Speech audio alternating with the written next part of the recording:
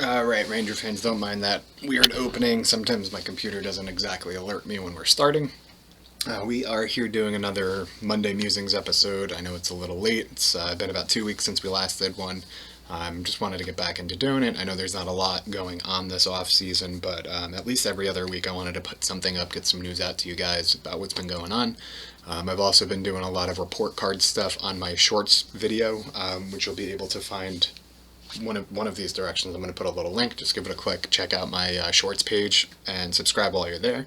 Like I said, I've been giving out some report cards, final grades, some guys that I think really stepped up this year. Some guys that disappointed, and some other nuggets every now and then that I'll throw on there as well. So keep an eye on that. There's not, again, really much to talk about. I know the Rangers fired their head of European scouting. A lot of people thought it was kind of surprising. It's really not all that surprising. They're kind of just letting go of all the holdovers that are still here from Gorton. I think Dolan and Sather kind of wants Drury to have his own ship here. So he's going to bring in the guys that he knows best and that thinks is going to do the job that needs to be done moving forward with this build that's more now of a competitive window. There's jokes going around, and it's true. It's getting stuffy in MSG, so somebody just threw the Rangers contention window wide open. Hopefully it's going to be open for a few years. You guys know we have a great core. And it's getting to that point where it's going to be an exciting time to be a Rangers fan, one way or the other.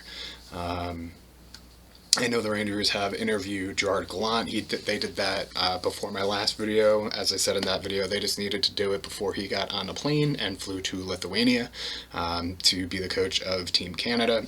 And before we go further, people are freaking out about how bad Canada's doing this year in the Junior Classics or the Junior World Championship. It's not an indication of the coaching. It's not an indication of much. Most teams in that tournament weren't playing up to their status that they should be playing.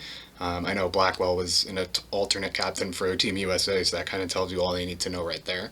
But it's, he's coaching a bunch of guys that he doesn't know and had a week or two to practice with. So it's his record with Team Canada is not indicative of anything that he could bring to the NHL or to the Rangers. He's still my number one choice at this point, only because there isn't really much else out there. The Rangers are obviously going to go for somebody proven. They want somebody that's been in the playoffs before and has handled that adversity. That can get the most out of this talented roster. So the Rangers also have permission, or I believe they may have interviewed him already, Rick Tocchet. I mentioned him in my last video. He's, another one that's got some experience. He might be the answer. I don't think he is. But again, it's not, I don't think this is going to be a transition that's happening anytime soon. I don't think you're going to see the coach hired until maybe another 2 or 3 weeks, given what happens with the playoffs. I'm still holding out hope that Brind'Amour becomes available. Somehow Carolina gets swept and looks absolutely terrible, and he just doesn't want to do it again. I think he's the longest shot, but I think he would make everybody happy. There wouldn't be a lot to complain about with him at the helm. I think it would be a really good fit for the Rangers, but not everything's going to turn to gold for the Rangers, like Panarin and Fox and so on and so on. One of the other guys I did want to mention is Pittsburgh Penguins. Coach Sullivan over there got eliminated from the playoffs by the Islanders. Another quick exit for the Penguins. That's 3 straight seasons that they lost in the first round of the playoffs, so it's getting ugly over there with ugly, I use in quotations, with the coaching staff and the players. That core is getting older. Crosby's getting older, Malkin's getting older, and it was kind of a win now mode, and it'll be interesting to see what they do with him. If he gets let go by Pittsburgh, he definitely jumps to the top of my list. He has obviously a proven pedigree. He was drafted by the Rangers. And I think he could bring a lot of experience to this team where it's sorely, sorely needed. He also might be able to bring Malkin over for a cheaper price, because I think he might be like option C, maybe D for the Rangers if things don't go as planned this offseason. He would be an interesting player to watch for sure. He brings that greasy grit, tough mentality that a lot of players and fans of the team say we need. So that would be an interesting thing to watch. I think he would be a really great coach for this team, and he would, like I said, he would definitely jump to the top of my list. But we'll see. He hasn't been fired as of this taping or as of this recording. For all I know, he might be fired tomorrow. After a long holiday weekend. We'll see. Going into some summer news, Rangers have a lot of trade pieces, and it wouldn't surprise me if there's a few surprise moves. I know I've said on here before that Chris Kreider is probably not going to be on this team. I still don't think he will be. If something big does go down, I have a feeling we're going to watch a D prospect that we love kind of leave, get traded. It could be Keandre Miller. Could be Libor Hayek's the whole thing. I'm not even going to include him because he shouldn't be on this team anyway. Nils Lundqvist might be a piece that goes. There's a lot of young talent that probably won't be here come next season, and that's a good thing. It's a good spot for the Rangers to be in because they have that youth already. They're looking for those final pieces to put together, of the puzzle, to solve the playoffs, and hopefully that brings us to a cup sooner rather than later. Be awesome to see. A lot of people have a pipe dream of Henrik Lundqvist coming back. I don't see it happening. Him coming back kind of makes things a little more awkward for Igor.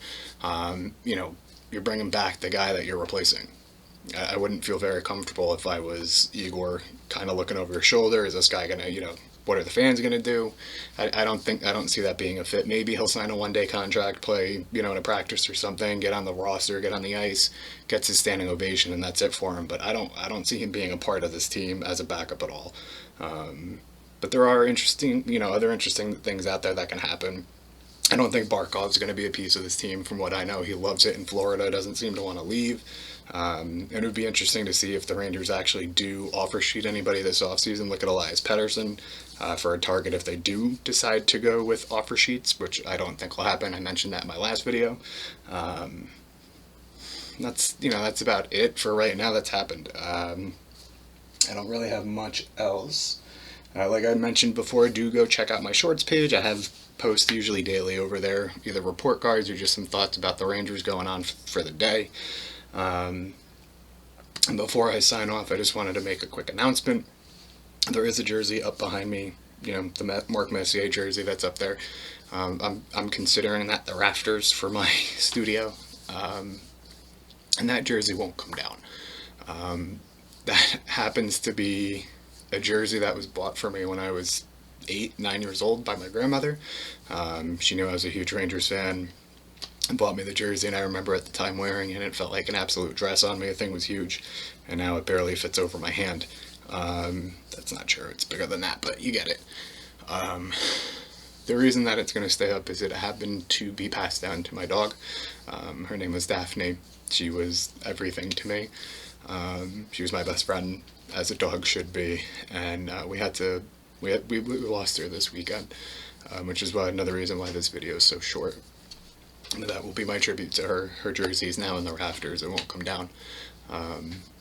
So if you see it up there, going forward, you'll know why. But that's all I have. Again, YouTube.com, search Broadwaybluebleeder shorts. I'll also put a link in the video on one of these sides from the beginning, like I said. I'll have some more written pieces coming out in the future. And follow me on Instagram, TikTok. I have a Facebook page. You can find me anywhere. Just Google Broadwaybluebleeder. It'll all come up. And hopefully, next time I have some solid information for you guys. And, the summer hopefully starts to heat up for the Rangers like we think it's gonna. That's all I got. Thanks, guys.